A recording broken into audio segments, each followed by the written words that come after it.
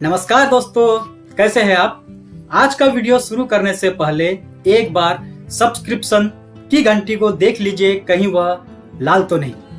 यदि वह लाल है तो उस खतरे की घंटी को दबाकर ग्रे कर दीजिए ताकि फायर सेफ्टी की कोई भी जानकारी आपसे छूटने न पाए। हेलो फ्रेंड्स, हमारा जो टॉपिक चल रहा है वो चल रहा है फैक्ट्री एक्ट 1948। फैक्ट्री एक्ट 1948 में हमने अनेक प्रकार के सुरक्षा से संबंधित, स्वास्थ्य से संबंधित हमने प्रावधान देखे, धाराएं देखी, कौन से धारा में क्या रखा गया है वो सारी हमने पढ़ाई की, हमने देखा। अभी हम लोग नेक्स्ट देखते हैं कि कारखाना अधिनियम 1948 के तहत वेलफेयर मेजर्स क्या है, मतलब कल्याणकारी सुविधाएं जो कामगार है, कर्मचारी है, जो कारखानों के अंदर कार्य करते हैं, ऐसे कामगारों को क्या क्या सुविधाएं होनी चाहिए, उनके लिए क्या क्या प्रावधान रखे गए हैं कारखाना अधिनियम 1948 के तहत, वो उसके बारे में हम विस्तृत चर्चा करेंगे। तो सबसे पहले हम बात करते हैं adequate and suitable washing facilities should be provided and convenience place and maintained। कार्यस्थलों में कामगारों के लिए उचित और पर्याप्त हाथ पांव धोने की सुविधा तथा पानी की सुविधा, जो वो चेहरे को मार के फ्रेश हो सके, हाथों को हैंड वॉश कर सके, ऐसे पानी की सुविधा मतलब वॉशिंग सुविधा क्या होनी चाहिए, सुविधाजनक जगह में होनी चाहिए, ताकि वो कार्यस्थल से जब निकल कर अपना लंच करने आए या पानी पीने आए या कुछ नाश्ता करने आए, तब उससे पहले वो हाथ धो सके, अपने शरीर को धो सके। ऐसी धोने की सुविधा वहाँ पे क्या होना चाहिए, बेसिंग्स या नल की सुविधा ऐसी सुविधाजनक जगह में होनी चाहिए हर एक कारखाना। अब दूसरा है facility for sitting during the rest hours. उसके बाद कामगारों को विश्राम करने के लिए, मतलब जब लंच होगा या जब छुट्टी का समय होगा उस समय उनको विश्राम करने के लिए विश्राम गृह की भी व्यवस्था भी होना चाहिए। काय के तहत कारखाना अधिनियम 1948 के तहत उनको विश्राम के लिए विश्राम गृह की भी व्यवस्था होनी चाहिए। उसके बाद facility for storing drawing clothings, first aid equipment for every 150 workers.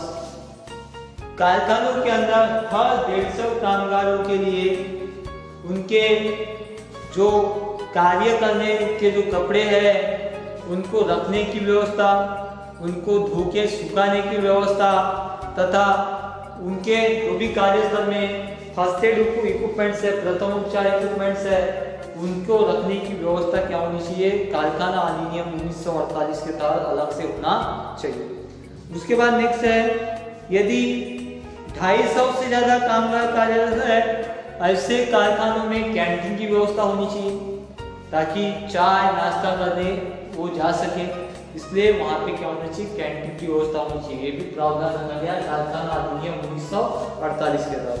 उसके बाद नेक्स्ट है shelters, restroom, lunch rooms, white drinking water should be place and ventilate. उसके बाद कार्यस्थल में या कारखानों में आराम करने के लिए विश्राम गृह और खाना खाने के लिए उनका लंच रूम, जो वो आराम से बैठ के खाना खा सके, ऐसा एक क्या होना चाहिए, अलग से रूम बना होना चाहिए। अब उस रूम में अच्छी प्रकाश व्यवस्था, अच्छी हवा की सुविधाएं और साफ सुथरा होना चाहिए। ये भी प्रावधान रखा गया है कारखाना अधिनियम 1948 के तहत। उसके बाद नेक्स्ट है creatures for children where more 30 women's worker employed should be made available. 30 महिला कामगार अगर किसी कारखाने में है तो ऐसे 30 महिला कामगार के पीछे में उनके बच्चों को, मतलब उनके छोटे बच्चों को रखने के लिए वहां पे शिशु सदन की व्यवस्था होनी चाहिए। मतलब 30 महिला यदि कामगार कार्यरत है तो ऐसे महिलाओं के बच्चों को, जो उनके साथ में अगर बच्चे हैं तो उनको रखने के लिए क्या होना चाहिए, शिशु सदन की व्यवस्था भी होनी चाहिए कारखानों के अंदर। उसके बाद नेक्स्ट है जो कारखाने हैं, जहाँ ऐसे कारखाने जिसमें 500 से ज्यादा कामगार हैं, ऐसे कारखानों में कल्याणकारी अधिकारी मतलब वेलफेयर ऑफिसर नियुक्त होना चाहिए, जो ये सारे सुविधा के ऊपर में क्या कर सके, सुपरविजन कर सके, देखरेख कर सके, इसलिए वहां पे वेलफेयर ऑफिसर्स होने चाहिए। अब वेलफेयर ऑफिसर का कर्तव्य क्या होगा कि कामगार और प्रबंध समिति में के बीच में अच्छे संबंध स्थापित करना, उनके बीच में अच्छे संबंध बनाए रखना, या उनको मैनेजमेंट की ओर से पूर्तता नहीं किए जाने पर उनकी पूछताछ करना, उनको सारे जो अधिनियम है उसके अनुसार प्रावधान मिल रहे हैं उसकी जानकारी देना तथा उनको उपलब्ध कराना, ये जिम्मेदारी होगी वेलफेयर ऑफिसर्स। उसके बाद नेक्स्ट बात करते हैं हम वर्किंग आवर्स फॉर अडल्ट। अब वर्किंग आवर्स फॉर अडल्ट क्या है भी जान लेते हैं। कारखाना अधिनियम 1948 के तहत जो कामगार कर्मचारी के जो साप्ताहिक घंटे हैं वो 48 घंटे से ज्यादा नहीं होना चाहिए, मतलब सप्ताह में 48 घंटे से ज्यादा उनको कार्य नहीं होना चाहिए। एक सप्ताह के अंदर सिर्फ वो 48 घंटे तक ही क्या कर सकते हैं, कार्य कर सकते हैं। ये प्रावधान रखा गया है कारखाना अधिनियम 1948 में। उसके बाद दूसरा है वीकली हॉलीडे। कामगारों को, कर्मचारियों को सप्ताह में पूरी छुट्टी होनी चाहिए। कारखाना अधिनियम के तहत क्या होना चाहिए, सप्ताह में पूरी एक छुट्टी होनी चाहिए। उसके बाद कंपेंसरी हॉलीडे, मतलब अगर कोई व्यक्ति महीने में 1-2 छुट्टी मारता है, मतलब छुट्टी लेता है, तो वो उसका भुगतान उसको मिलना चाहिए, वो क्षतिपूर्ति के तौर पर उसको उसका भुगतान मिलना चाहिए।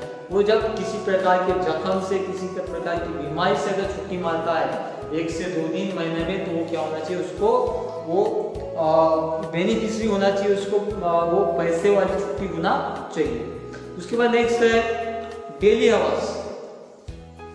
कारखाना का अधिनियम 1948 के तहत एक दिन में एक कामगार, एक कर्मचारी 9 घंटे से ज्यादा कार्य नहीं कर सकता, मतलब एक शिफ्ट में क्या कर सकता है, वो 9 घंटे तक कार्य कर सकता है। ये 9 घंटे से ऊपर का कार्य करने की उसको स्वीकृति नहीं दी गई है। उसके बाद नेक्स्ट है रेस्ट इंटरवल। दिन में हर 5 घंटे के अंतराल में क्या होना चाहिए, आधे घंटे का उसको कम से कम ब्रेक होना चाहिए। मतलब 9 घंटे में क्या जैसे कार्य है तो उसको 5 घंटे के अंदर में क्या होना चाहिए, ब्रेक मिलना चाहिए। वो लंच के रूप में क्या कर सकता है, उसका इस्तेमाल कर सकता है। उसके बाद वर्क टाइम वेजेस। यदि कामगार कारखाने में 9 घंटे से ज्यादा कार्य कर रहा है, 9 घंटे से ज्यादा कार्य कर रहा है, सप्ताह में 48 घंटे से ज्यादा कार्य कर रहा है, तो ऐसे ऊपर के जो उसके जो समय है 48 घंटे के ऊपर की जो समय सीमा जैसे 50 हुई, तो ये 2 घंटे का जो उसका पैसा है उसको डबल मिलना चाहिए ओवर टाइम्स के रूप में। तो ऐसे भी प्रावधान क्या किए गए हैं, कारखाना अधिनियम 1948 में रखे गए हैं। उसके बाद डबल एम्प्लॉयमेंट इज रेस्ट्रिक्टेड। ये कामगार 2 जगह में रोजगार नहीं कर सकता, मतलब 2 जगह में कार्य नहीं कर सकता। उसके लिए भी क्या रखा गया, उसके लिए प्रतिबंध रखा गया। उसके बाद employment of woman between 7 PM to 6 PM not permissible.